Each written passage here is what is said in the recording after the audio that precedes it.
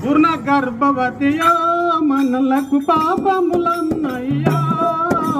పూర్ణ గర్భవతియో మనకు పాపములన్నయ్యా. గర్భవతియో మనలకు పాపములన్నయ్యా. పూర్ణ గర్భవతియో మనకు పాపములన్నయ్యా.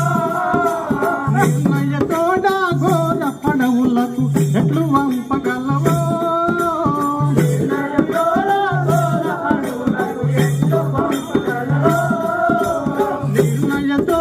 ఘోర అడవులకు ఎట్లు వంపగలవో.